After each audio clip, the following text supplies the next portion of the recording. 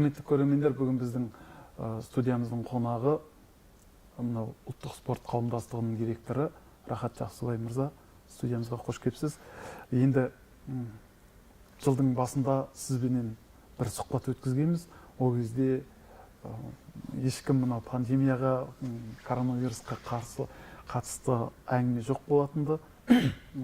Күнтізбелік жоспар жасалған қауымдастықта, соған орай біраз жоспарлар бар еді. Жалпы карантиннен қалай шықтыңыздар, соған тоқталыңызшы бірінші. Ереке, дұрыс айтасыз. Жалпы ол кез бір мамыражай кез болатын. Оның үстіне алдағы жылдың жоспарларын бір жыл бұрын жоспарлаймыз ғой. Сонда 2019-ның соңында да 2020 жылдың басында календарлық күнтізбелік кесте әзірленген кезде де біршама жарыстар, іс-шаралар, жобалар іске асырамыз деген ойлар болған. Бұл енді тек қана біздің елімізге келген немесе біздің ұлттық спортқа ғана қатысты емес, кез келген олимпиадалық емес, паралимпиадалық спорт, әлем бойынша барлық спорттық шараларға байланысты осындай келген жағдай. Тек қана енді спорт қана емес. Енді мысалы олимпиаданың өзі келесі жылға жылжып жатты, көшпенділер ойыны келесі жылға қалды. Бұдан бөлек Азия чемпионаттары, әлем чемпионаттары деген сияқты үлкен жарыстардың өзі келесі жылға немесе белгісіз мерзімге жылжытылып жатты. Сондықтан расында да биылғы жылға бәйге бойынша да, жамбы ату бойынша да, көкпар, аударыспақ, барлық спорт түрлері бойынша жаңағы бұқаралық сипатқа ие, насихат үшін немесе таза жаңағы спорттық шара ретінде жоспарланған ірі жобалар болған. Дегенмен бұлардың барлығы енді белгісіз мерзімге шегерілді.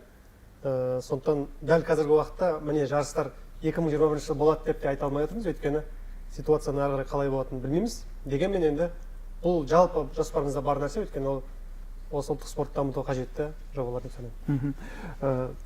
Мұндай бір қауесет естідім. Мынау пандемия салдарынан ұлттық спорт қауымдастығы тарап кетудің алдында тұр. Кейбір деректер бойынша тарап кетті дегенде қауесет тарап жатыр.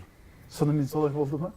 Жоқ, олай емес. Ұлттық спорт қауымдастығы бұл сонау 2004 жылдан бері жалпы қызмет етіп келе жатыр. Одан кейін 2012-2013 жылдан бері күшейіп, осы көптеген шараларды халықаралық деңгейге шығарып жұмыс істеп келе жатқан ұйым. Бұл ұйым міндетті түрде жұмыс істей береді, себебі Қазақстан бойынша ат спорт түрлерінің 6 аккредитациясы осы ұйымға тиесілі. Және біз 2020 жылға дейін алынған ғой, аккредитациялар өзі уақыт-уақытпен беріледі. Бірінші олимпиадалық комитет таниды, сосын министрлік аккредитация береді. Бұл бағыт бойынша біздің осы биылдық жоспарымызда бар, ол аккредитацияны созу алдағы 5 жылға. Сондықтан қауымдастық өзінің жұмысын жалғастыра береді, қандай жағдай болмасын. Өйткені енді Қазақстан бойынша биыл ешнәрсе болмады дегеннің өзінде жылдың басында құсбегілердің жарысы өтті. Одан кейін садақ атудан жарыстар өтіп жатыр. Осы аралықтарда жаңағы пандемия әлсіреп, жаңағы карантин шаралар шешілген уақыттарда кеше ғана мысалы Астанада, елордамызда елбасы кубогына арналған 4-5 түрлі бәйгенің түрі өтті. Алдымыздағы уақытта 28 қазан 4 қараша аралығында Шымкент қаласында жастар арасындағы Қазақстан чемпионаты жоспарланып отыр. Және Дауылбаев атындағы осындай турнирімізде бар. Және жылдың соңына бәлкім енді жағдай жақсы болатын болса, құсбегілікке байланысты жарыстарымыз болады. Сондықтан жалпы жұмыс дәл бұрынғыдай үлкен, жаңа қарқын үлкен масштаб болмаса да жалғасын тауып жатыр. Енді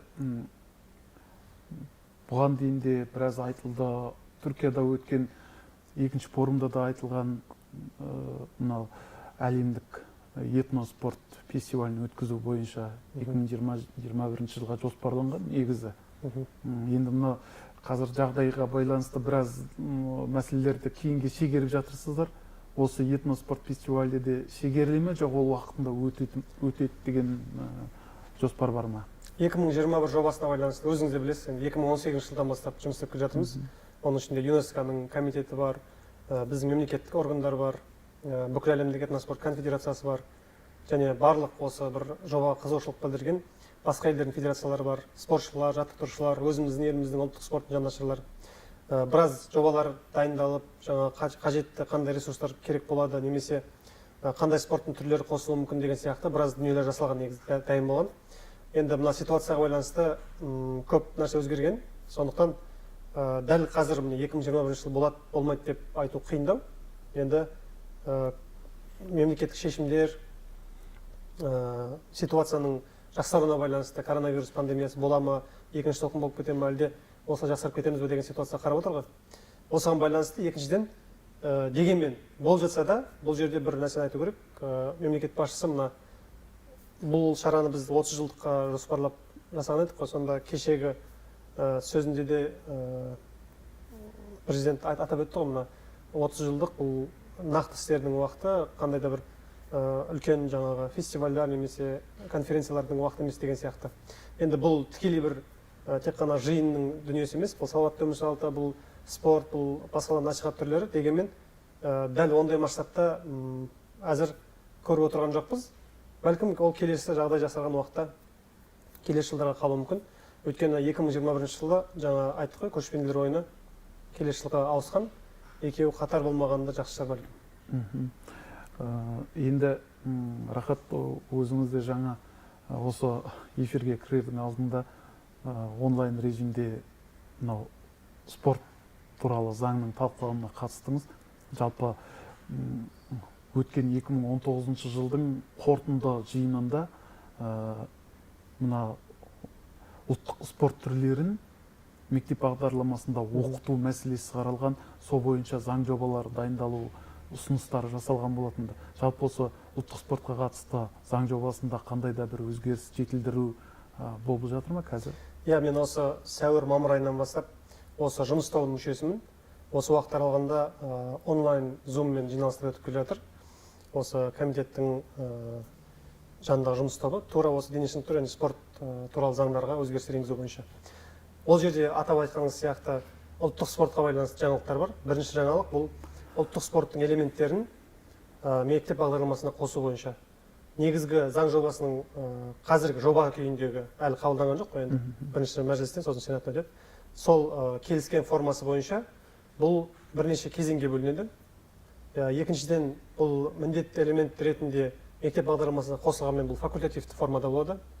Үшіншіден, жаңа айтқан сияқты кезең-кезеңге бөлеміз. Мысалы, асық, тоғызқұмалақ деген сияқты ойындарды ұйымдастыру жеңіл, қатты көп ресурста қажет етілмейді. Сондықтан бұл бірінші кезеңдегі мектеп бағдарламасына қосылатын жағдай. Ол қазір де көптеген мектептерде бар. Үйірме формасында, клуб формасында дегенмен, бұл енді жаппай бір барлық мектепке тән болатын жаңалық болуы тиіс. Енді біздің қазіргі осы жоба қабылданған жағдайда. Екіншісі, бұл қазақ күресі, онсыз да қазір пилоттық жобамен мектептерде мына дене тәрбиесі пәнінің ішінде бір бөлік ретінде қарастырылып жатыр. Мысалы, оқушылар таңдайды. Күреспен айналысам десе, күрес залына барып, немесе сол мектептің жаңағы спорт алаңына барып, күрестің элементтерін үйренеді, көреді, немесе танысады. Немесе кәдімгі қандай бағдарлама бойынша қандай ойын түрі бар, немесе қандай жаттығу бар, соны жасайды деген сияқты. Ал ат спортына байланысты айтатын болсақ, бұл жерде енді міндетті түрде көп ресурс талап етілетін түсінікті.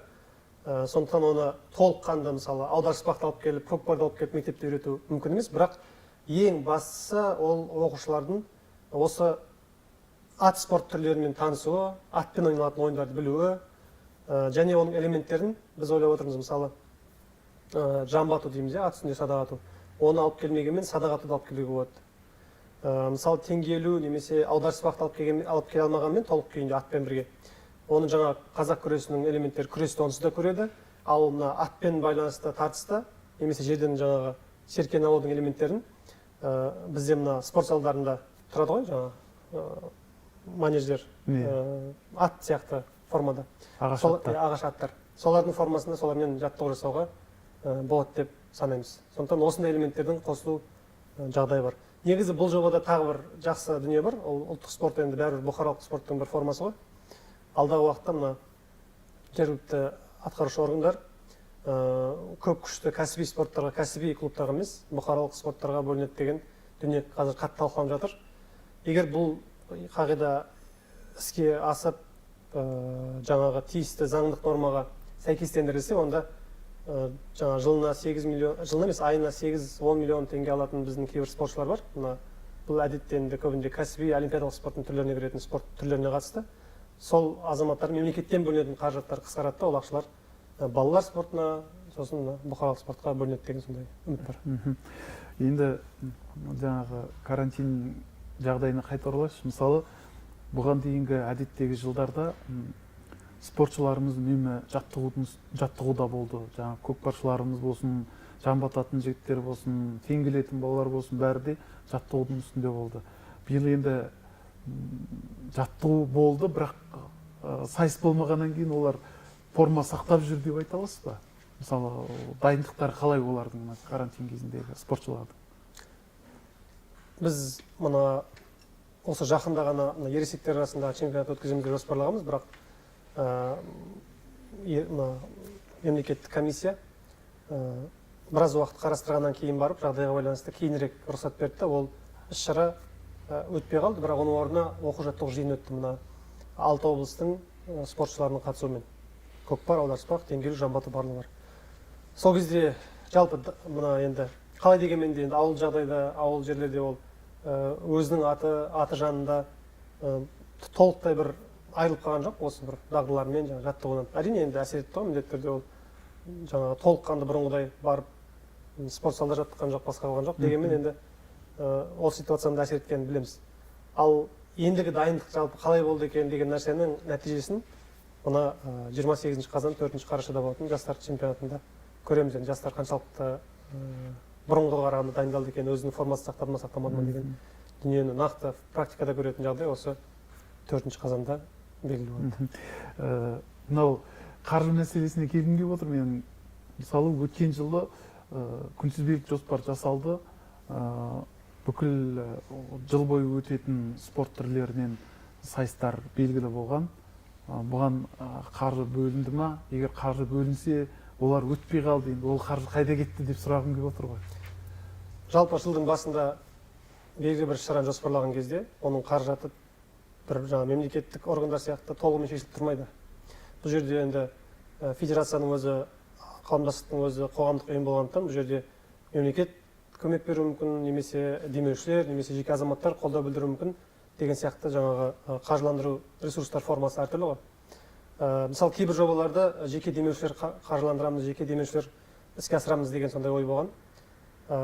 Тікелей алған кезде осы біз жылдың басында жоспарлаған ешқандай шарада мемлекеттік тікелей бюджеттен қаржы қарастырылмаған. Біз әдеттегідей мына қайырымдылық немесе жеке азаматтардың қолдауы деген мәселеге көбірек сүйенгенбіз. Енді ситуацияға байланысты біз ешкімге ақша қайтарып берген жоқпыз, себебі ол қаржы бөлінген жоқ. Және мысалы кейбір іс-шаралар, мысалы елбасы кубогы, бұл Нұр-Сұлтан қаласы әкімдігінің іске асырған жобасы, тікелей бізге қатысты емес. Біз ұйымдастыруында жаңағы спортшылар шақыруға атсалысқанмен, негізгі шараның ұйымдастырушысы, қаржы бөлуі осындай қала әкімдігіне байланысты. Сондықтан жерде қаржыға байланысты ешқандай дүние жоқ. Әрине жылда мысалы іс-шараға байланысты жұмсайтын бюджетімізден биыл азырақ болды, өйткені ситуацияға байланысты. Алтын тұлпар туралы сұрайыншы. Биыл енді елбасы кубогын өткіздік. Мынау көрерменсіз өткізуге болатынын көрдік. Алтын тұлпар өте ма? Жоқ, биылдыққа жоспар жоқ. Жақсы, рахмет. Бір қызықты сұрақ сұрағым келіп отыр. Мысалы, осы көктемде пандемияның қызып тұрған кезінде сіздер ел чемпионатын өткіздіңіздер. Оның өзі қызық жағдайда, инстаграмдағы парақшаларыңызда кәдімгідей онлайн түрде өткіздіңіздер. Құлагер командасы жеңімпаз болды. Бұл басқа спорт түрлерін осылай өткізіп көрген жоқсыздар ма? Мысалы, жан батуды өткізуге болады, мысалы, Елдосқа дауыс бере ма, жоқ кімге, Жәнібекке дауыс бере ма деген секілді. Басқа бұл тәжірибені жасап көрдіңіздер, енді алдағы уақытта қолдануға ыңғайлы екен? Әбден болады. Енді өзі карантин уақытында барлығы үйге қамалған кезде, үйге отыруға тиіс болған кезде карантиндегі көкпар, карантиндегі чемпионат деп өткізгенбіз. Бұл енді былайша айтқан кезде біздің клубтардың, біздің спортшылардың, фан клубтарын дейміз ба, жанкүйерлерінің бір қаншалықты екенін көрінісін беретін дүниеде, өйткені олардың шын мәніндегі бір шеберлігі, дайындығы сыналмайды. Мұнда қаншалықты жанкүйерлер көп, сол жағынан сыналып өткен. Атырауда мысалы былайша айтқан кезде жақсы өнер көрсетіп келеді, бірақ атыраулық фан клубтың да мықты екендігін байқадық осы жаңағы карантиндегі көкпар шарасында. Бұл бағытты біз одан кейін де жоспарлағанбыз. Мысалы жаңағы теңгелу бойынша, аударыспақ бойынша. Енді ситуация қараймыз. Бұл енді тікелей айтқан кезде бұл интернет аудитория үшін, насихат үшін оны жасап көруге болады. Жақсы, рахмет. Алып қосарыңыз болса? Енді барлығымыздың үмітіміз мына ситуацияның жақсаруы. Өйткені көп нәрсе осыған байланысты болып тұрғандықтан, ел аман жұрт тыныш болсын деген сияқты осы пандемиядан аман есен өтіп ауырмайық. Өйткені қазір енді Европаны қарап отырсақ, бір қайта күшейген сияқты, саны өте көп тіркеліп жатыр. Алдындағы ситуацияда бізде жаңағы Испанияда болып жатқан оқиғаларды бір алыстан көріп отырып, кейін екі айдан кейін келген кезде кәдімгі бір қиын жағдайға түсіп қалдық қой. Сондай болмай ақ қойсыншы деген тілегім ғана бар. Болды. Рахмет. Келіп уақыт бөлгеніңізге рахмет сізге. Рахмет.